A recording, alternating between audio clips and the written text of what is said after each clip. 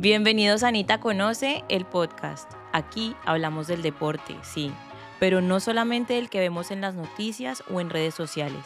Aquí hablaremos del deporte con personas que lo viven todos los días. Porque antes que profesionales o personas que lo viven desde adentro, son seres humanos atravesando procesos, dudas, presiones, sueños y miedos. Creo profundamente que el deporte también necesita conversaciones más humanas, más conscientes y más honestas.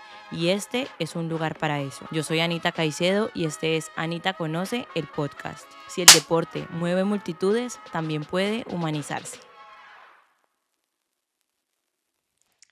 Hola, yo soy Anita Caicedo. Este es un nuevo episodio de Anita Conoce, el podcast, y hoy tengo el placer de estar sentada al lado de un referente de la psicología deportiva, una persona que admiro, que quiero mucho, que fue mi profesor. Yo creo que gracias a él y su clase, hoy estoy aquí sentada porque me despertó mucha curiosidad sobre la psicología del deporte. Es una persona que está súper preparada, pionero en psicología del deporte. Hace más de 30 años que trabaja en esta área. Ha trabajado con selecciones nacionales, con jugadores de élite como Messi. Está en la selección Colombia actualmente.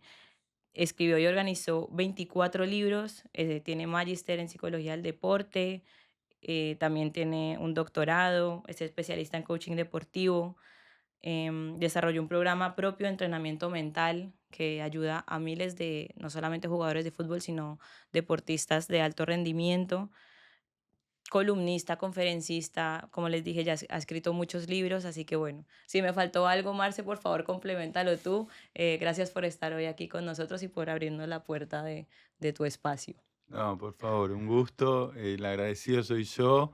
Es verdad que nos conocemos hace mucho tiempo.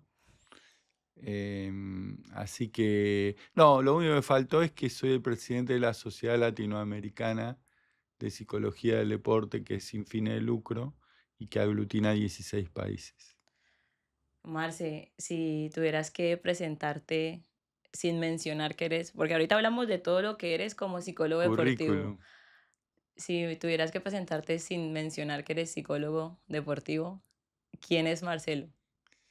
Bueno, difícil hablar de uno mismo, ¿no?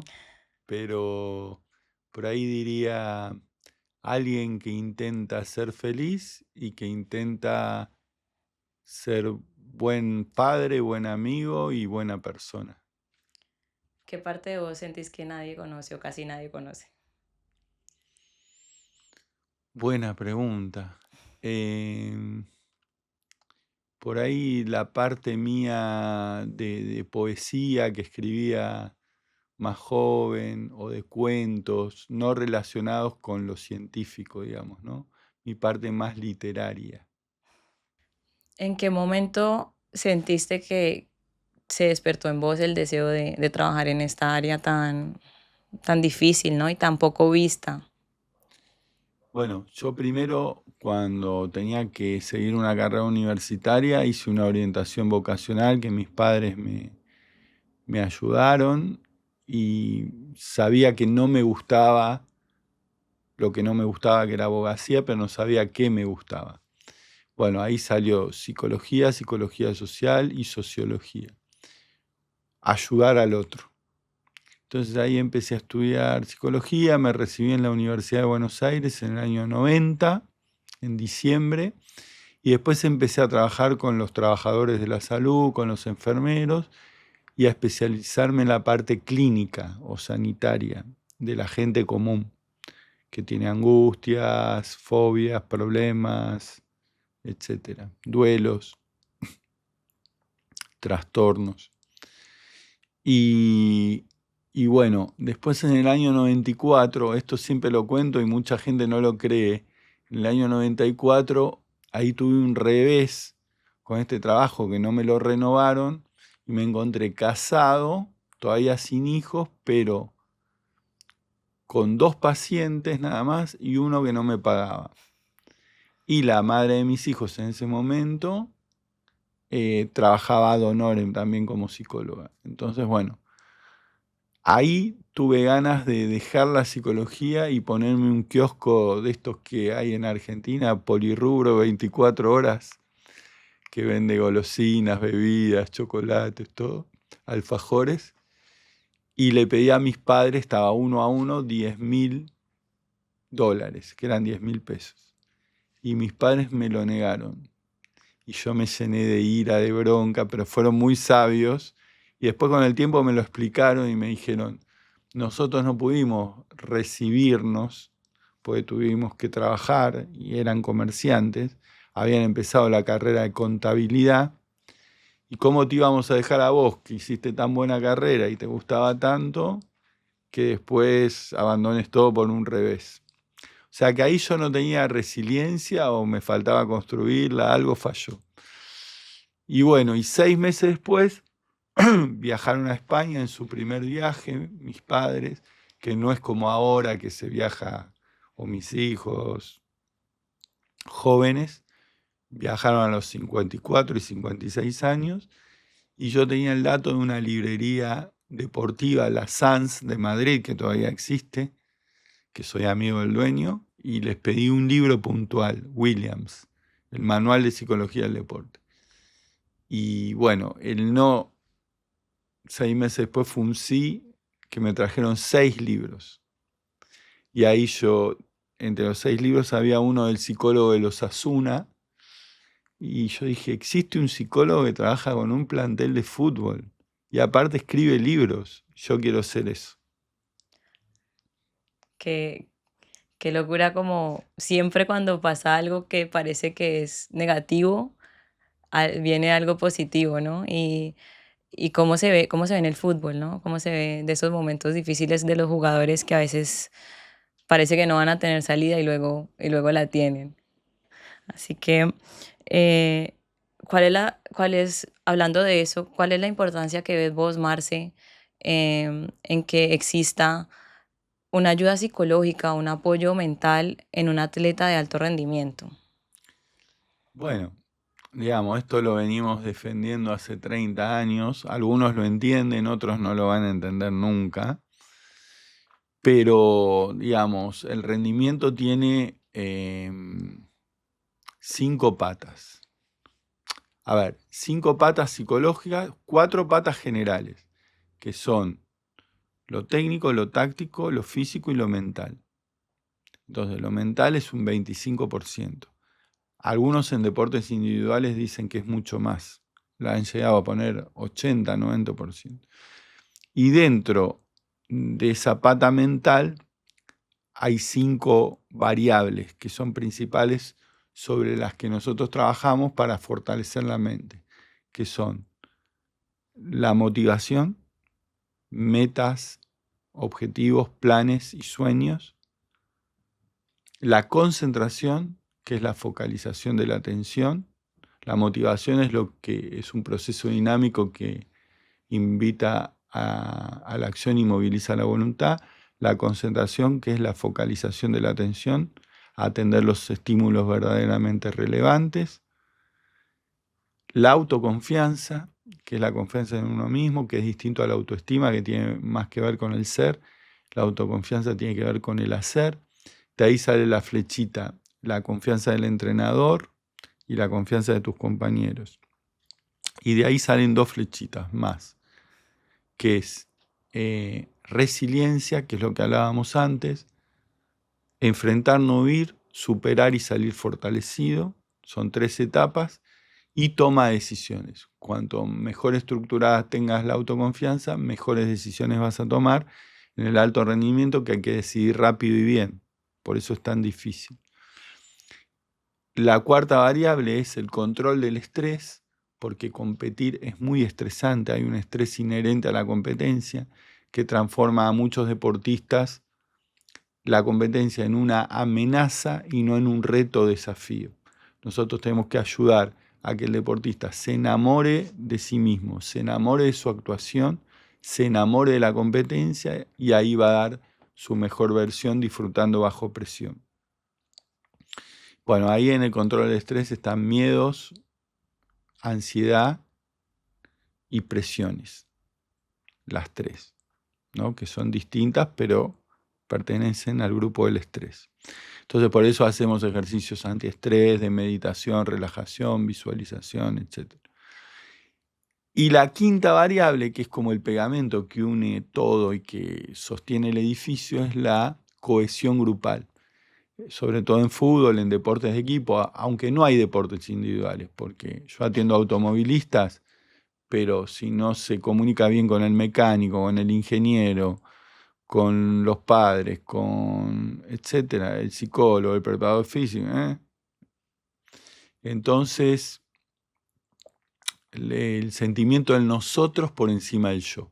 Esa es la cohesión grupal y que tiene que ver también con la comunicación con tus compañeros, el liderazgo, y la comunicación no solo verbal, sino también gestual. Después vamos a volver ahí, pero antes quería que se entendiera cuáles son los desafíos que se enfrentan, a los que se enfrentan ustedes en el momento de que se racionalicen las emociones, ¿no? Porque todos convivimos con emociones todo el tiempo, pero en el alto rendimiento los deportistas tienen que aprender a convivir de otra forma con esas emociones, porque no es esconderlas y ya está, porque se ve reflejado en el campo, ¿no? Bueno, gestionar las emociones es lo más difícil. Eso es lo que llamamos inteligencia emocional. Que vos decís, inteligencia es cabeza, emocional corazón. ¿Cómo se hace? Bueno, hay que educar la mente porque en realidad el esquema cognitivo-conductual es pienso, siento, actúo. Entonces es muy importante detectar qué le pasa al deportista o a la deportista al momento de la competencia y en la previa, qué está pensando, porque va a actuar según cómo piense. O sea, somos lo que pensamos. Si pensás que podés o si pensás que no podés, en los dos casos tenés razón. Entonces es fundamental educar la mente y entender cómo el deportista se habla, porque si pierde las primeras dos pelotas y piensa, si pierdo las dos primeras voy a jugar mal, y si las dos primeras me salen bien voy a jugar bien, es esclavo de su cabeza y toca 40 pelotas por partido. Mirá si se va a entregar por las dos primeras. O al revés, puede empezar bien y terminar muy mal. Esto es pelota a pelota. Hace, como hablamos al comienzo, hace 30 años escribiste tu primer libro, y ya pasó mucho tiempo, pasaron muchos libros. Eh, ¿Cómo ves hoy a la psicología deportiva? ¿Cómo la ves parada hoy? ¿Sentís que tiene mayor aceptación dentro del mundo del deporte? Sí y no. O sea, si tomamos que Francia y Argentina y España son hoy por ahí los tres candidatos más grandes al Mundial, y nos fijamos que Argentina no tiene psicólogo, Francia no tiene psicólogo y España sí, decimos estamos al 33%. O sea, seguimos navegando, decimos en la Argentina, en dulce de leche repostero. O sea, hay gente que no lo va a entender nunca. Y Francia es año campeón del mundo sin psicólogo y Argentina es año campeón del mundo sin psicólogo. Entonces no es muy buena publicidad para nosotros, la verdad. Yo estoy orgulloso de estar en Colombia, ya he estado en otro mundial.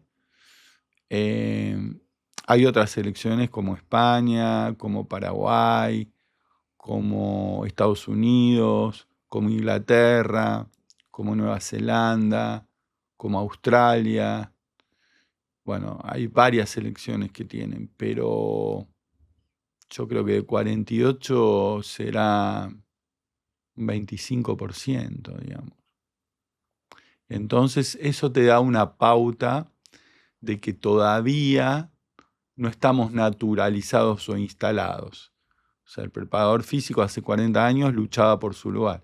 Hoy, ¿quién discute al preparador físico en un plantel? Hay dos, tres. Nutricionista también. ¿Qué plantel no tiene nutricionista? Médico, kinesiólogo. Pero hay como una tendencia a cuidar más el cuerpo. O sea, el nutricionista es fundamental, el videoanalista es fundamental. Pero en este arco de trabajo interdisciplinario, ¿por qué falta el entrenador mental? Que recomendamos que sea psicólogo deportivo, ¿no? ¿Por qué se subestima la mente? Porque hay una tendencia mayor a cuidar el cuerpo que la mente. Si el cuerpo va donde la mente decide. O sea, Marce, que se podría decir que estamos criando jugadores que están físicamente muy aptos para competir, pero mentalmente no. Podríamos decir que en un 70% la tendencia todavía es esa a nivel mundial. Porque uno tiene la suerte de viajar a congresos y a España, que siempre me invitan, hace 25 años que voy todos los años, y uno tiene un reconocimiento, y vos decís, España es primer mundo. Pero bueno, sí, hay una tendencia general, ¿no? Son modas, son momentos. Yo qué sé, lo de los drones está buenísimo, lo de los GPS está buenísimo, lo de la nutrición está buenísimo. Pero hay como una parte que yo lo pongo en mi primer libro, Con la cabeza hecha pelota, que se resiste. Por eso Einstein decía, es más fácil destruir un protón que un prejuicio. Y hay como un prejuicio de que el psicólogo va a competir con el entrenador, de que el psicólogo tiene que ser un motivador, de que el psicólogo viene a restar, no a sumar. O sea, un prejuicio equivocado, ¿no? Que hay que estar loco para ir al psicólogo o hay que estar enfermo. Y no, tenés una mente que determina la acción técnica y táctica y que además es un matrimonio con el físico, entonces ¿cómo no la vas a entrenar y preparar? Me quedó ahorita en la cabeza que estabas mencionando las patas de la psicología del deporte. Me acordé de la clase claramente porque lo vimos. Déjame decir que fuiste muy buena alumna en la Universidad de Palermo. Bueno, gracias por eso. Hablabas del estrés, ¿no? De lo estresante que es para el jugador o para el deportista de alto rendimiento competir. Y yo que vivo dentro del mundo, lucho mucho con esta situación de, ay, como son deportistas de élite y ganan tanto, tienen que rendir, ¿no? Claro, Está ese, sí, sí, como sí, ese preconcepto de que tienen que siempre rendir sí, por sí. lo que ganan o por lo que son retribuidos. Olvidándose que antes de un deportista son una persona. O Exactamente, sea, a nadie le importa la salud mental. exacto. Y eso es lo que nosotros luchamos. O sea, se tuvo que parar una Naomi Osaka, eh, la tenista, para decir, no, no, no voy a seguir jugando. O Simone Biles, o mismo Iniesta en su momento, o Buffon, casos resonantes, o Ricky Rubio, para decir, che, primero la persona. Pero bueno, son casos resonantes que impactan mucho, pero después pasa, todo pasa. Entonces, el verdadero debate sobre la salud mental de los deportistas de élite no se da, no se termina dando por la vorágine del alto rendimiento, ¿no? Claro, y bueno, recientemente también vimos a Ronald Araujo, que Sí, dijo, tengo que parar porque no puedo más. También resonó, se entiende que es un jugador importante, que pero se fue a Israel, ¿no? A hacer como un retiro sí, espiritual. y está bien, ¿no? Parece que la élite se olvida de que el jugador es persona, como lo decías ahora, y que necesita también espacios para respirar, para parar un poco el balón o lo que sea con lo que Sí, sí, compitan sí, sí. y respirar. Creo que también estamos en un mundo que estigmatiza todo, ¿no? Entonces, como decías ahora, todavía hay un preconcepto con la salud mental.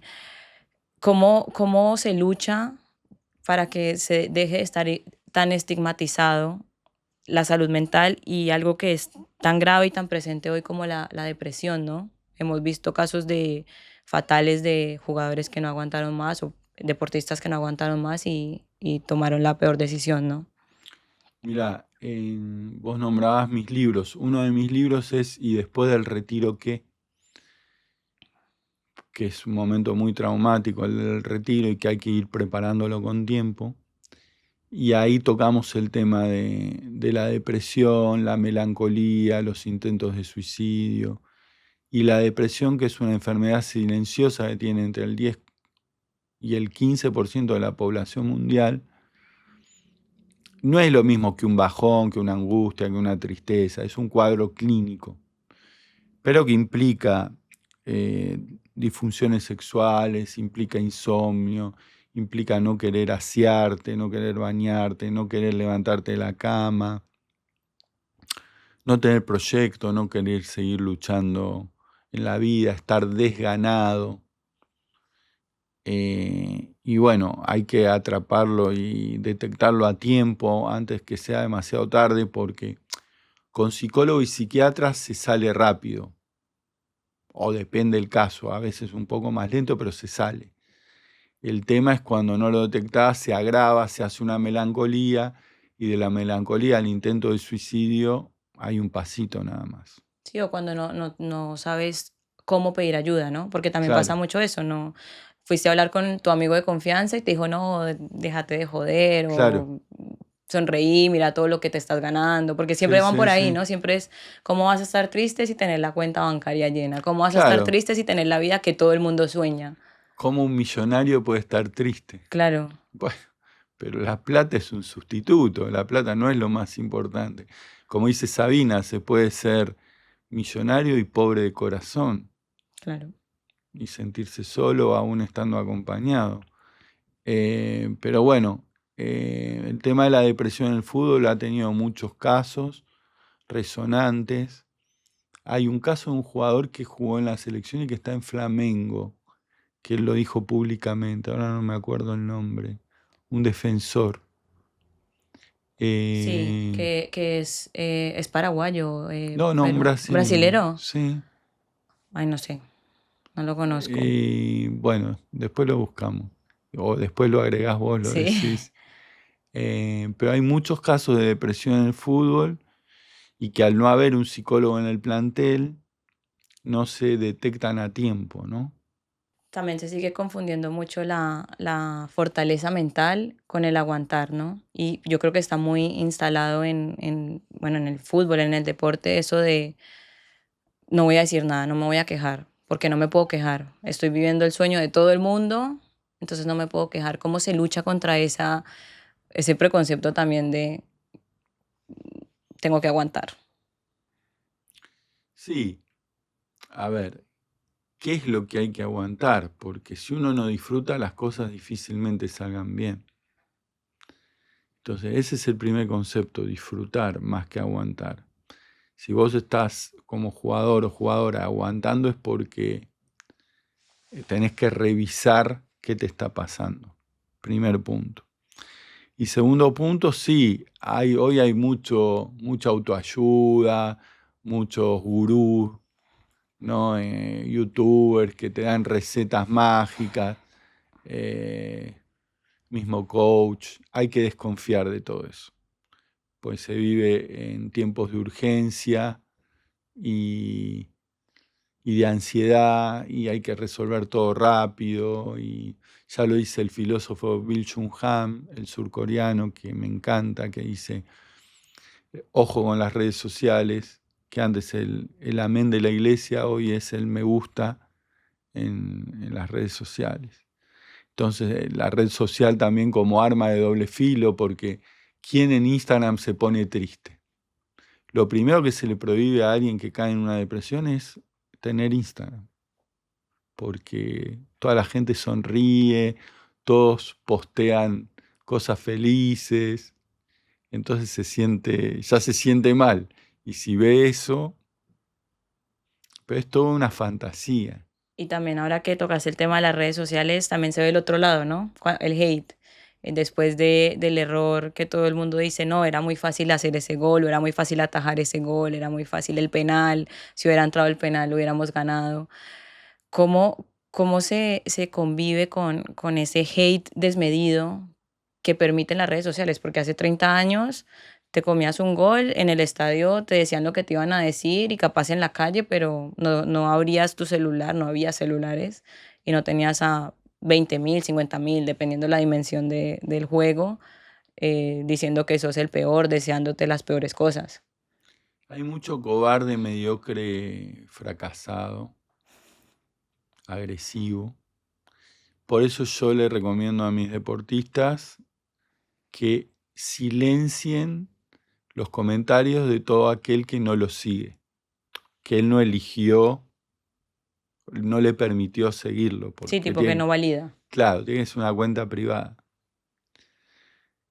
Y hay un caso resonante en la Argentina, no sé si lo conoces, Delfina Pignatello, una nadadora que fue a los Juegos Olímpicos y todo, y le fue mal, y los haters la trituraron, a ella le afectó mucho y abandonó la natación. Hoy es fotógrafa. Terrible. Qué fuerte, ¿no? Que personas que uno no conoce, que nunca han hecho nada por su vida, definan lo que tiene que hacer alguien que sí se atrevió a No, soñar. y que llegó lejísimo, Sí, una estar en carrera los Olímpicos. espectacular. O sea, ¿cuánta gente llega a los Olímpicos? Buah.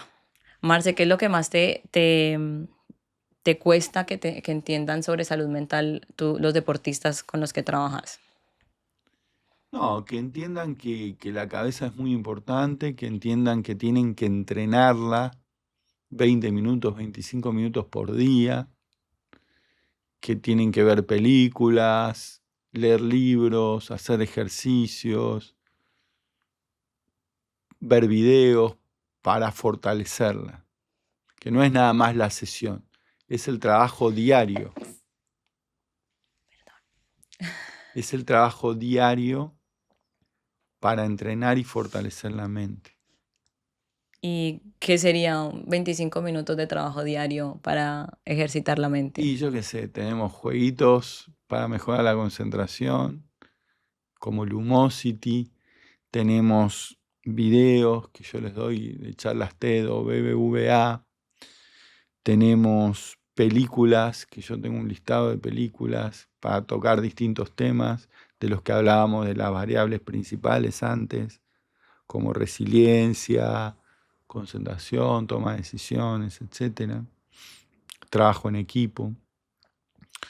Tenemos libros como el de Michael Jordan, Mi filosofía del triunfo, o Canastas Sagradas de Phil Jackson, bueno, que tienen que ir leyendo capítulos y lo vamos conversando, bueno, y así.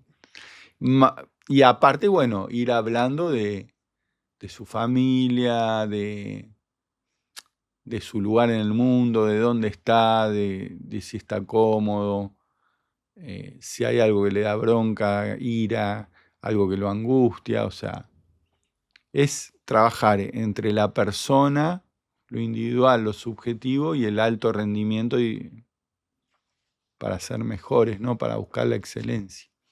Marce, ¿cuál es eh, el trauma o la herida más común que encontrás en los deportistas de alto rendimiento? Familias que se quieren aprovechar de ellos. Qué fuerte. Casi todos tienen hermanos que son muy envidiosos. Y ellos tienen, no todos, pero es caso por caso. Lo bueno de la psicología es que 2 más 2 es 5. Pero hay muchos casos que sienten como una culpa de que ellos llegaron y por ahí otros amigos o hermanos no llegaron. Y entonces como que tienen que pagar para. Yo vi casos hasta de hermanos que representaban jugadores que, que les robaban en la cuenta bancaria o hermanos que les robaban de la campera donde guardaban la plata. No, tremendo. Sin hablar del tema de los padres también, ¿no? Los padres desequilibrados, que tenemos libros sobre ese tema, y los padres que no trabajan más a los 40 años,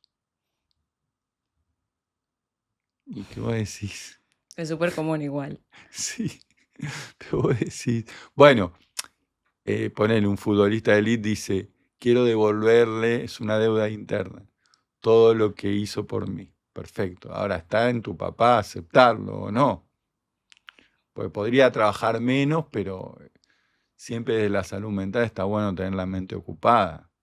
Sí, aparte después el jugador se va a retirar. Exacto. ¿Qué tema? Tenemos un abanico de temas. Marce, se dice mucho que entre más alto llega el deportista de alto rendimiento, más solo se siente.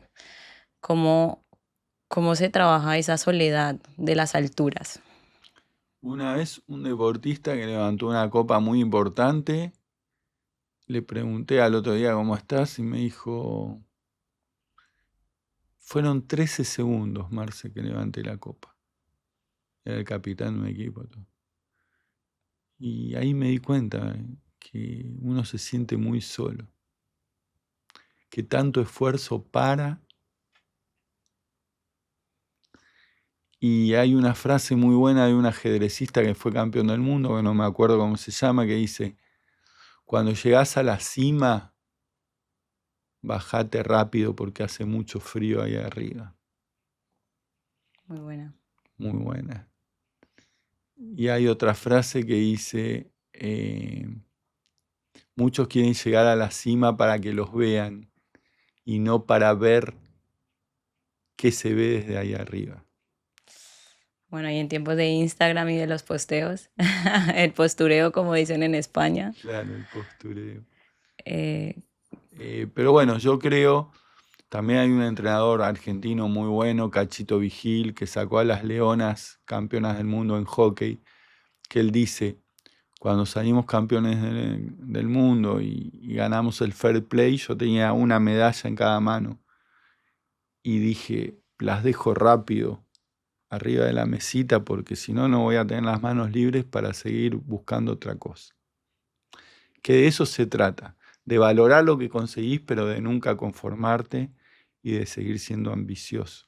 es que en realidad yo creo que el verdadero éxito está en disfrutar el camino para llegar ahí, ¿no? Exacto, Porque con lo que dijiste al comienzo, el jugador, el capitán, sujetó la copa 13 segundos, 15 segundos y ya está. Quedó la foto, todo, pero lo lindo es el camino, ¿no? Lo que va recorriendo, lo que va superando. ¿Cómo, cómo, cómo hacer para que los deportistas disfruten ese camino y no lo sufran? exactamente.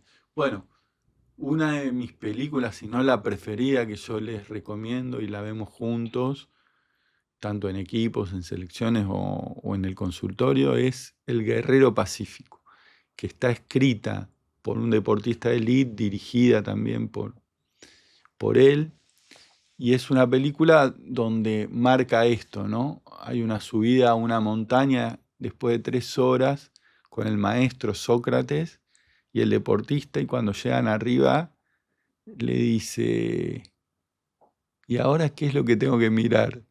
Dice, mira el piso. Y ve una flor, dice, no me digas que me hiciste subir 3 horas por esto. Dice, al lado, una piedra. Entonces levanta la piedra y dice, ¿de verdad me estás diciendo que subí 3 horas por esto? Y el maestro le dice, pero si fuiste re feliz las 3 horas, disfrutaste como un niño, vos mismo me lo dijiste. Y se aparta, como diciendo, a ver si este pibe enhebra dos pensamientos y hace el clic que le quiero enseñar. Y se aparta y ahí el pibe hace, enamorarse y disfrutar del camino, no obsesionarse con las metas. Es eso. Y hay que trabajar en eso, en el día a día, en el mindfulness. Lamentablemente en nuestra cabeza, el 43% de las cosas que piensa durante el día se van al pasado y al futuro. Entonces tenemos que entrenarla para que se enfoque en el aquí, ahora, este momento. Lo mismo en un partido. Me acordé de no sé si la viste, la película Soul, Sí, que también habla de eso, ¿no? De él soñaba en llegar a tocar a ese bar y cuando lo hace es como, bueno, ¿y ahora qué? claro. Ya fue, ya lo hice. Y Hay es, que ponerse otra meta. claro, y disfrutar de hasta que llegues a cumplirla, ¿no? Marce, estamos en un mundo donde eh, todavía nos cuesta ver a los hombres, hablando de la masculinidad, expresando sus emociones abiertamente, llorando, sintiéndose frustrados, tristes, como que es medio tabú todavía. Sí. ¿Qué has aprendido vos sobre la masculinidad en el deporte en estos años de carrera? Buena pregunta. Partamos de una introducción. Ahora estamos viviendo hace unos años una revolución femenina.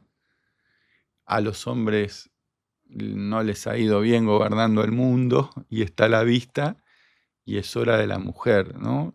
Del techo de cristal, de superarlo y que tenga las mismas oportunidades que el hombre.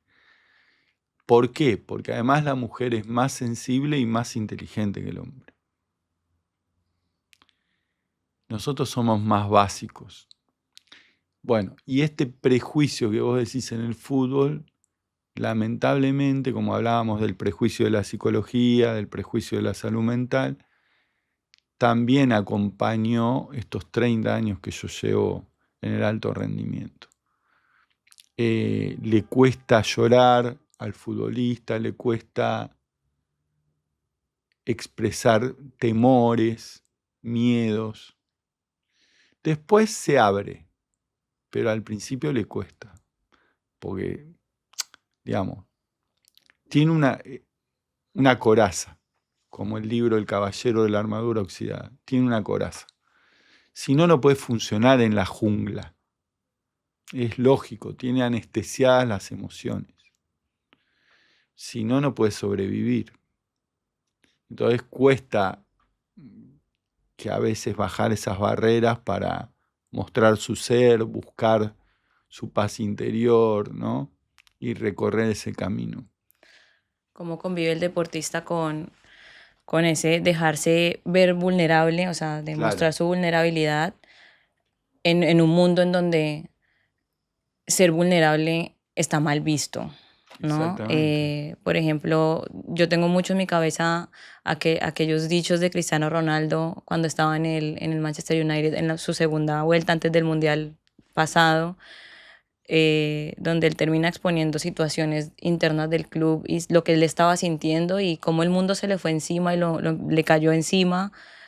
eh, porque nos cuesta, es así, porque le pedimos tanto al jugador que sea más humano y cuando se humaniza, lo juzgamos tanto. Sí, hay mucha hipocresía, ¿no? Esto que vos decías, eh, que nadie se quiere mostrar vulnerable, aunque últimamente los casos que nombramos nos dieron visibilidad y como que el psicólogo es importante. Pero fíjate, un arquero de la selección alemana, Enke, se suicidó en el 2010. Y hay un libro de su mejor amigo, que era periodista también, que él dejó sus diarios íntimos, se los dio la viuda. Se llama Una vida demasiado corta. Y ahí, pues, tenía 33 años, puso el coche en las vías del tren. Y él había tenido depresión. Él atajó en Barcelona, en Benfica, en la selección alemana. Pues como que no se podía saber que él tenía depresión, porque si no, no lo iban a contratar. Terrible. Qué, qué locura, por eso me parece como el deportista no puede contar, no puede hablar, o sea, no sé, algo tan básico como decir, yo prefiero, no sé, te voy a decir un ejemplo muy básico, prefiero los fideos que el arroz, porque ya genera toda una polémica, no sé. Y luego nos gusta ver eso, nos gusta escuchar cuando el jugador se abre de esa manera, pero al mismo tiempo no estamos preparados para recibir esa vulnerabilidad del deportista, ¿no? Porque los tenemos como allá encima, en un lugar como si fueran, no sé, estatuas Sí, ahí. ídolos. Y ¿cómo crees que podemos desde el periodismo, desde mi área, sumar en esa humanización del deportista? Bueno, yo creo que así, preocupándose por estos temas, ¿no? Tocando estos temas, profundizando estos temas, yendo al ser humano. Hay una película que se llama Alfie, que hay como una estatua o una pirámide, no me acuerdo, que se ve hermosa de lejos, pero el protagonista se acerca y la ve toda agrietada, ¿no? Bueno, somos humanos y de cerca los defectos se ven porque los tenemos todos. Entonces, aceptar lo que somos. Es una lucha de todos, ¿no? Exactamente. Y ustedes desde el periodismo deportivo tienen mucho para aportar. Después está el periodismo amarillista, que lo hemos visto en la Universidad de Palermo, que lo único que busca es notas, inmolarse, llamar la atención y bueno, buscar la fama, 5 minutos de fama y desaparecer. Que es muy triste, pero hay mucha gente así. Ya hablamos de las redes sociales, pero ahora quiero que desde tu punto de vista nos digas qué impacto real tienen las redes sociales en la cabeza de un deportista. Bastante, lamentablemente. Muchos pasan 4 o 5 horas por día. Por eso nosotros al darle tareas y el que tiene una cabeza de lector no entiende la lógica de los videos de TikTok de 30 segundos. Es otra lógica. Entonces nosotros lo tenemos que llevar a la lógica de la lectura, que lo ayuda a construir paciencia, por ejemplo, que es una de las bases para triunfar en el deporte, la paciencia. Entonces, como te decía antes, es un arma de doble filo que te puede dar sponsor, te puede dar seguidores, te puede dar cosas buenas, pero que si no sabes cómo calibrarla y cómo manejarla, te puede hundir, te puede arruinar. Por eso está bien que hay gente que contrata gente especializada que le responde los mensajes, le postea. Yo lo veo bien eso. Ya habíamos hablado de la familia, pero yo como esposa de un jugador, esta pregunta te la hago porque me parece importante entender un poco esto. ¿Qué necesita un jugador después de un partido que no salió bien, que no fue lo que el jugador preparó? Ver una película, salir a caminar, ir a comer afuera, si puede, porque si va a comer afuera, dice, este la está pasando bien. Complicado ser un hombre público, ¿no? Pues la gente no está bien. Eh, pero bueno, desconectar necesita, desconectar.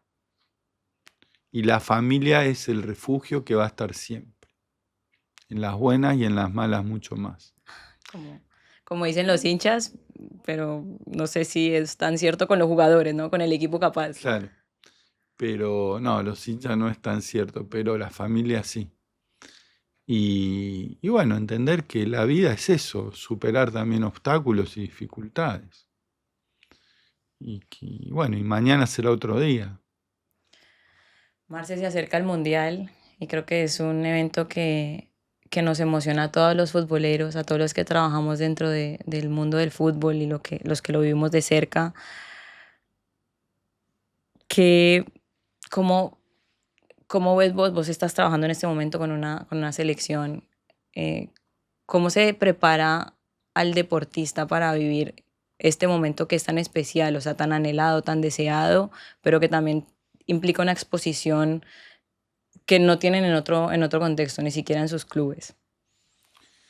Bueno, como vos dijiste, es la máxima cita a la que puedes concurrir. Yo tengo la suerte que es mi tercer mundial, 2006 con Argentina, 2014 con Colombia y 2026 con Colombia. Los dos primeros con Peckerman, este con Néstor Lorenzo. Y la verdad que es un poco lo que hablábamos antes. Obviamente que el psicólogo es un complemento del entrenador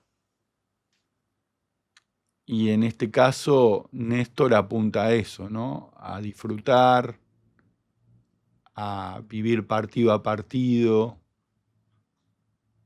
a estar a la altura y a tratar de llegar donde nunca se llegó. Lo máximo que llegó Colombia es quinto en el 2014, que tuve la suerte de vivirlo eso, y que Néstor era la mano derecha de Peckerman. Así que bueno, nada, se trabaja individualmente, se trabaja grupalmente, se trabaja asesorando al cuerpo técnico, al cuerpo médico. Y bueno, hay que disfrutarlo, hay que disfrutarlo.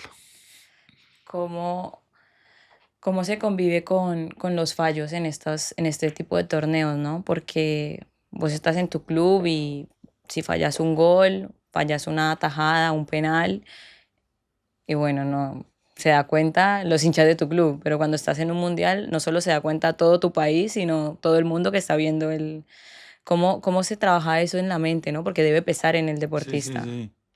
Bueno, fíjate, España perdió el primer partido con Suiza en el 2010 y salió campeón del mundo.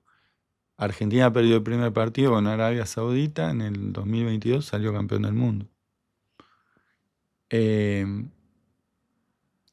es verdad, el Mundial no da revancha, no hay margen de error, pero bueno, todo eso se va entrenando y preparando con tiempo, ¿no? Ahora, el error es inherente al ser humano y los que juegan al fútbol son seres humanos. Entonces, el fútbol no es un juego de la perfección. El error existe. El tema es equivocarse lo menos posible. Los partidos lo ganan no los que no se equivocan, sino los que se equivocan lo menos posible. ¿Y cómo hacemos para que los hinchas entiendan que el deportista también convive con el error como todos los seres humanos? Y bueno, algunos lo van a entender y otros no lo van a entender nunca, ¿no? Como que siempre tiene que haber un odiado, ¿no? Un Y el antihéroe. hincha, el hincha está muy tomado de ideales y muchas veces es frustrado en su vida privada y deposita demasiado en el fútbol. Y entonces, bueno, no, a veces le cuesta, pero lo importante es que la pasión no le nuble la razón. Vos tenés un libro que se llama El penal, del que hablamos ahora. El penal El penal mental. mental. Porque hay penales de penales, ¿no? O sea, puede ser un penal X o puede ser un penal que defina un campeonato, una Copa del Mundo, Sí. un pase a una final. ¿Cómo se trabaja eso? O sea, porque tenés que ir hasta, o sea, cuando es definición por penales, tenés que hacer esa caminada, tenés que llegar desde donde está todo el grupo al punto penal. ¿Qué conversaciones tiene el jugador en ese momento? Bueno, eso es fundamental. O sea, si vos ya vas conversando negativamente o, por ejemplo, no lo puedo errar, la mente no registra el no y queda lo puedo errar. Entonces nosotros en el libro sugerimos estrategias de entrenamiento para, desde la respiración hasta entrenar con parlantes, con bullicio, etcétera, ¿no? Y ya tener decidido el lugar antes y haberlo practicado mucho en la semana también. Entonces el autodiálogo es fundamental. Y antes se pensaba que era fácil convertir un penal. Ahora, bueno, hay una película que se llama El miedo del arquero al tiro penal de Wim Wenders, que es un gran director alemán, que hoy sería el miedo del ejecutante al tiro penal. Porque muchos no los quieren patear. Qué Se fuerte, ¿no? esconden. Qué valientes los que se atreven, así lo Exacto, erren, ¿no? exacto. Y el hincha no lo ve. Quien se anima es el que lo puede errar. El que no se anima no lo puede errar. Claro. Marce, si para ya ir cerrando, si este podcast lo está escuchando en este momento algún jugador que la está pasando mal, Sí. ¿qué recomendación le darías? Que pida ayuda, que pedir ayuda es un signo de inteligencia, de grandeza, no de debilidad. Que todos pasamos momentos difíciles, que cuanto más se cierre, peor, más se va a agravar su problema o su dificultad, y que reconozca que es vulnerable, como somos todos, y que después de unos meses se va a dar cuenta que para qué postergó tanto el pedido de ayuda, ¿no? Pero que busque un profesional de la salud, no un gurú, que busque psicólogos Antes de, recibidos.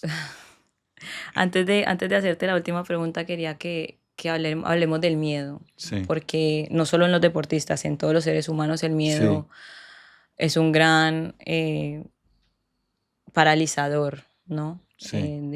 De momentos, de cosas. Quiero que nos ayudes a entender brevemente qué hace el miedo en el deportista y cómo se puede luchar contra él. A ver, primero definamos qué es el miedo, como si fuera la clase de la Universidad de Palermo. Para Michael Jordan, que fue un extraterrestre, el miedo es una ilusión. O sea, está en el orden de la fantasía. Pero en realidad todo ser humano siente miedo. O sea, es una sensación primaria que todos tuvimos o tenemos para mostrar que somos humanos. Ahora, el miedo tiene dos caras. El miedo inhibidor, que es el que vos decías, que te bloquea y no te permite hacer, y el miedo motor. Nosotros tenemos que trabajar para transformar el miedo que muchas veces te cuida en una motivación. Entonces tenemos que ayudar a reconocer los miedos y trabajarlos. Algunos miedos son conscientes y otros son inconscientes. Los miedos más comunes del futbolista, según investigaciones que hemos hecho, son el miedo a fracasar, el miedo a errar un penal, el miedo a no dar lo que se espera de mí, el miedo a lesionarme, el miedo a equivocarme, son los miedos más comunes.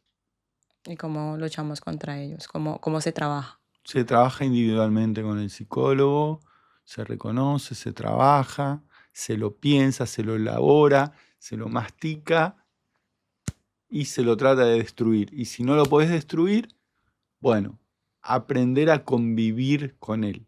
Pero hay que ver de dónde viene ese miedo. No viene de un repollo. Entonces, entenderlo. Y los miedos exageran las cosas. Entonces, en la medida que lo enfrentás, en el Caballero de la Armadura Oxidada, él tenía mucho miedo a enfrentar al dragón que escupía fuego azul por la boca. Y los animalitos del bosque le decían, dale, no seas, no voy a decir la palabra de la jerga fútbol, La puedes no decir. seas cagón.